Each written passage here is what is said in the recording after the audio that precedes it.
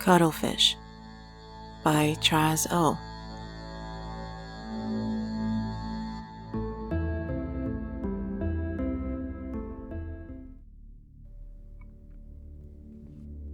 The man was tired and alone. He was the last of his group, and as far as he knew, his species. He was realistic about his life expectancy, but had the habit of survival. He foraged through ruined buildings, moving slowly, frequently stopping to listen. The naked girl was too clean, too attractive, too unlikely to exist in this post-invasion world. She could only be bait. Her leg appeared to be pinned under collapsed ceiling rubble. She was wide-eyed and terrified. "Oh, thank God. Can you get me out?" He stopped moving and sniffed the air, expecting human spore. Cephalopods didn't really have a detectable scent. He smelled dust and mold, and himself, but nothing else. Not even the girl. No sign of a trap, because he'd be able to smell any sufficiently large group of people to man a trap, and the invader-modified mutants never worked with humans. Confusing.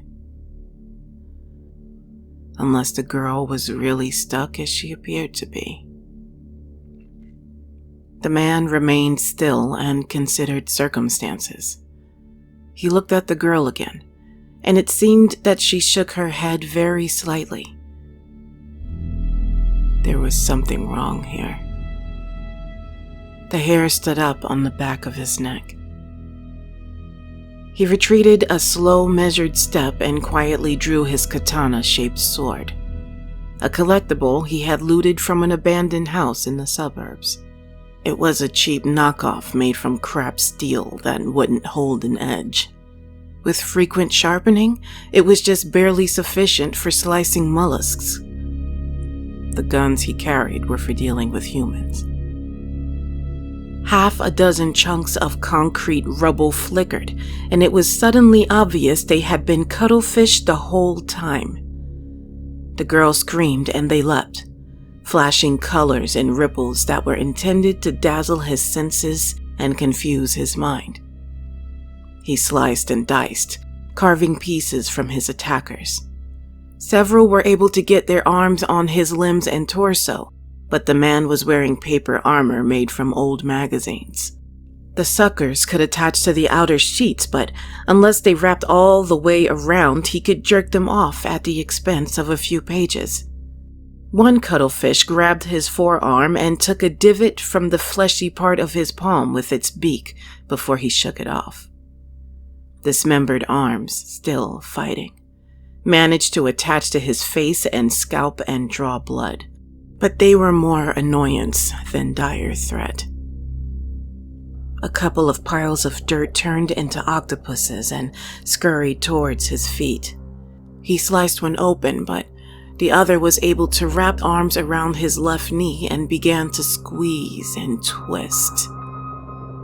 The man felt a ligament tear as his knee torqued, and began desperately hacking at his assailant until he finally cut its mantle in two. An octopus is hard to kill with its 3 hearts and 9 brains, but cut into pieces, it fights with less coordination. The man staggered but kept moving and swinging his sword. The girl screamed, "Behind you!" And he spun on his good leg. A colossal squid was hanging from the ceiling with 8 arms and reaching for him with 8 meter-feeding tentacles. He chopped one of the tentacles off, but the other wrapped around his waist and planted hooks that extended through paper and pierced his skin. The man howled in pain and drew a handgun, firing shot after shot into where he perceived its giant eye to be. The hooks loosened a bit, and gasping and panting, he chopped at the tentacle, finally pulling it free along with chunks of his own flesh.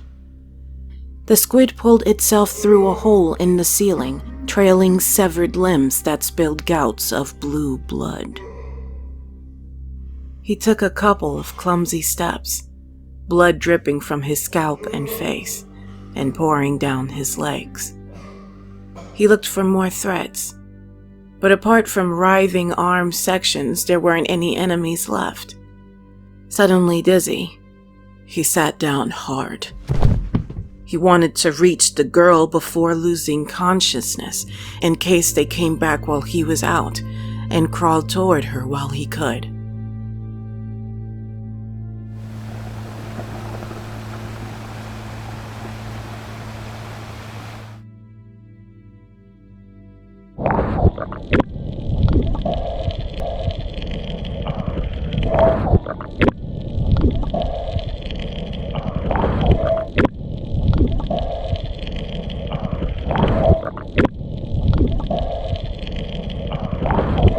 He woke up, an indeterminate time later, lying against a dusty wall. He wasn't wearing his paper or pants, though he still had his underwear and shirt on. The rags he used to secure the armor were tied around his knee, and someone had made an attempt to clean off some of the blood he had been covered in. The girl was wearing his other shirt like a poncho and sitting cross-legged with her back to him, cooking pieces of octopus and cuttlefish on sticks over a small fire. He could see her leg that had been pinned was bruised and scraped bloody, presumably from pulling it out in desperation once the attack had begun. She had 2 of his handguns in shirt pockets. The man, quietly, drew a dagger from the sheath between his shoulders and lunged forward, putting an arm around her and the blade to her neck. She froze and said, "Calm down, mister. I borrowed your guns so we'd be safe while you were out. You take them back now, okay?" He didn't say anything. "Look, mister, if I wanted to hurt you, I could have done it before you woke up." Keeping his arm around her chest and the knife in his hands, he retrieved his firearms, felt down her body until he was sure she didn't have any other weapons in her possession. Then he released her and leaned back against the wall. "Can I turn around now?"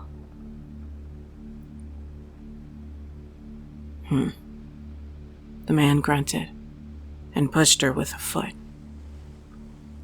She turned around slowly and met his gaze. "Want your shirt back?" He stared at her until she became uncomfortable. "What? You don't talk?" When he did speak, his voice was a rough growl. He had to clear his throat and swallow to be understood.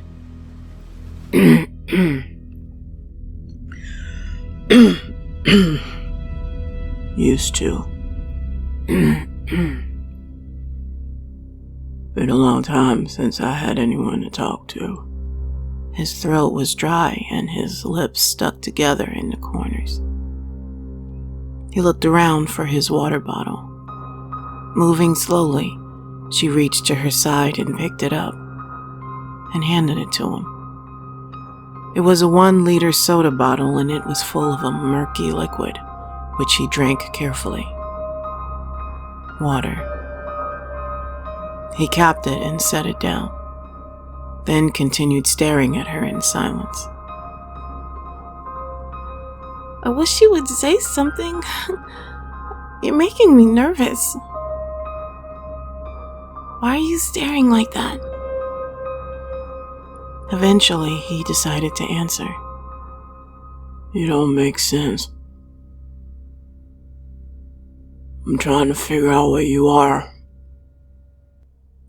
She smiled slightly. If I give you your shirt back, you'll see what I am. He shook his head in irritation. Where did you come from? How can you be so healthy and well-fed? Where are your scars? He held out an arm covered with sucker marks, hook lines, and healed bites. Whoa. Why aren't you dead? He repeated himself. You don't make sense. She sighed and took a deep breath. I'll try to explain. Go ahead. She appeared to take some time to figure out where to start. Okay. You know what these things that attacked you are, right? Muted cephalopods, uplifted by the invaders, given a new way of breathing so they can live on land, and intelligence so they can work together to hunt us. She nodded. That's pretty much true. But how do you know this? I don't. That's what people say. For once, people are mostly right. She started to turn back to the fire, but stopped and asked permission. I think the food is ready. Can I check it? Now that she mentioned it, he could smell the cooking meat and his mouth flooded with saliva.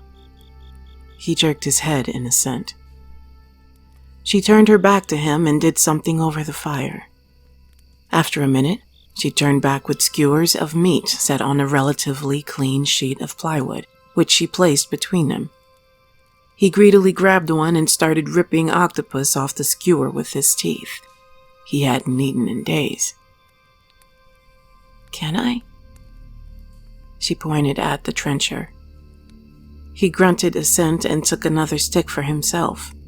She took one as well and began eating, almost dainty compared to the way he wolfed his down.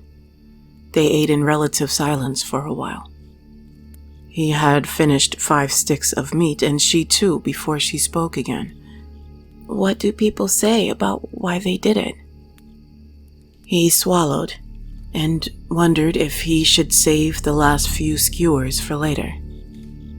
With his knee, he wouldn't be able to hunt for a while. If she tried to hunt, she'd never make it back. The bunch of crap.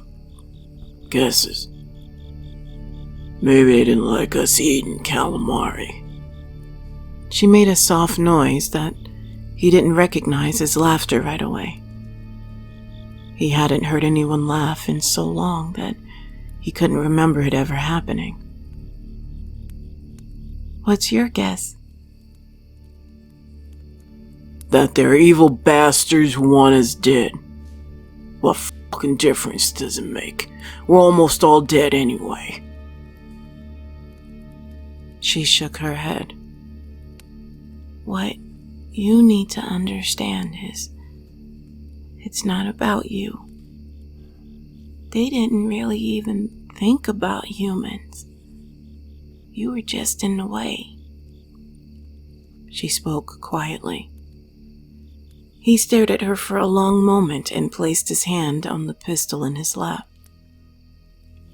You're going to have to explain how you know that. She nodded. I'll explain everything. Again, she thought for a while. The invaders are very intelligent, in a way that you, with your single brain, can't really understand. I'm not talking about their technology, the genetic engineering and faster-than-light drive. Humans could develop as much in time. They can control multiple limbs more precisely than you can control your hand. They can be any color or shape they choose. An invader, any cephalopod, has abilities that humans can't even conceive. Even pre-invasion cuttlefish and octopuses can do things you can't imagine.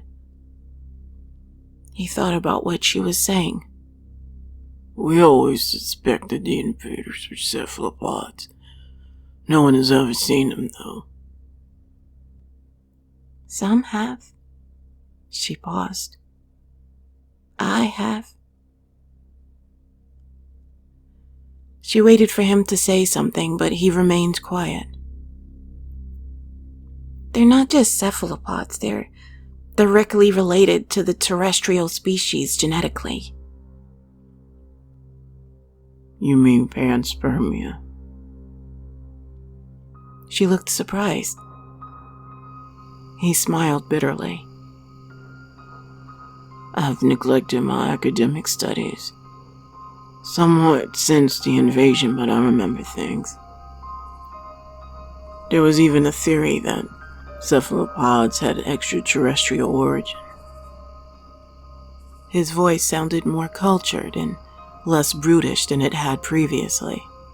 I didn't expect that you'd be educated. A lot of fucking good that's done.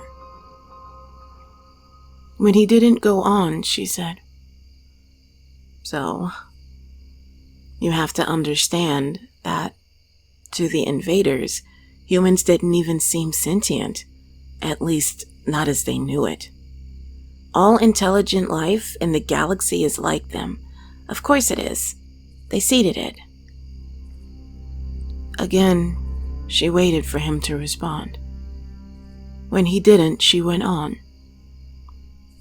Humans seem more like automa that can perform clever tricks, like you would think of a virus.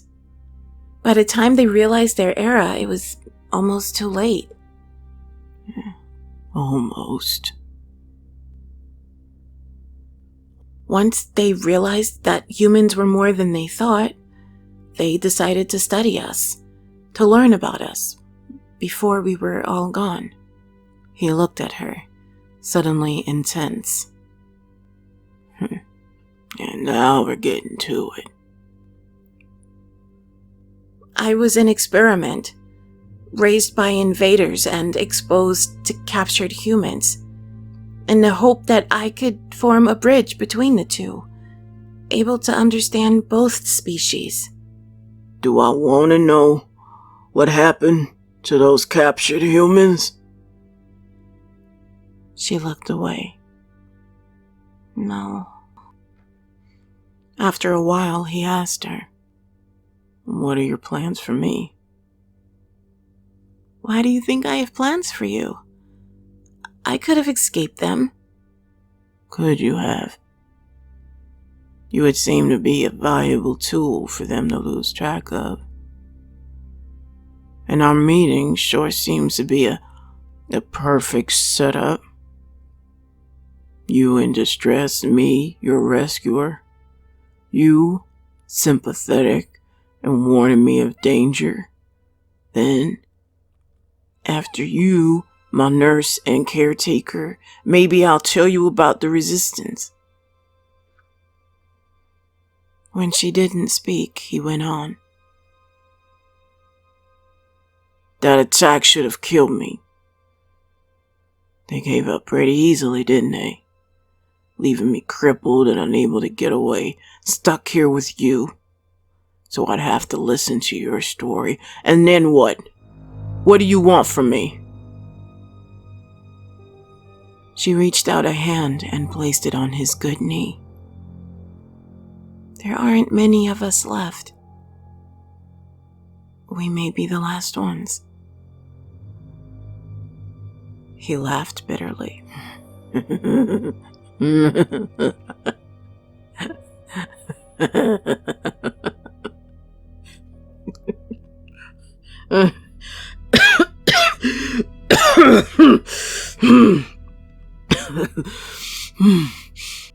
I'm supposed to ask You mean we'd be like Adam and Eve, right?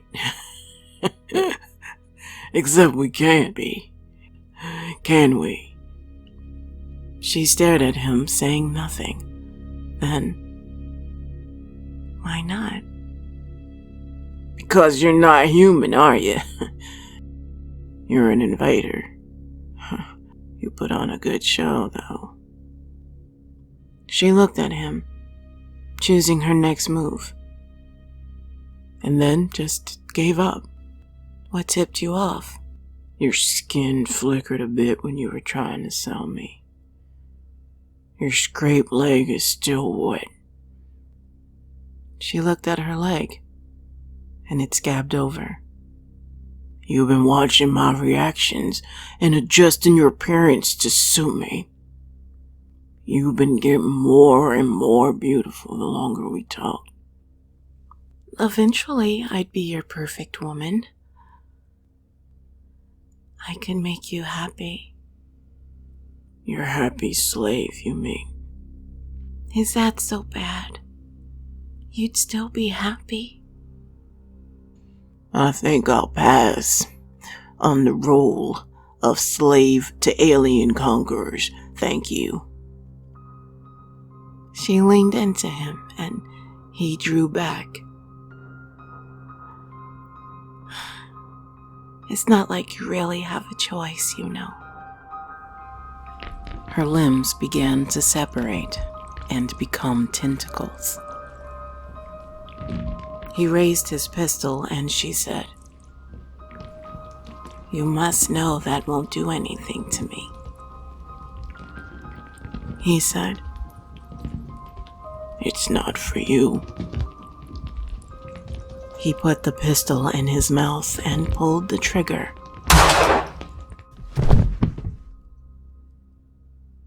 He had the habit of survival, but the resistance had secrets that weren't his to share.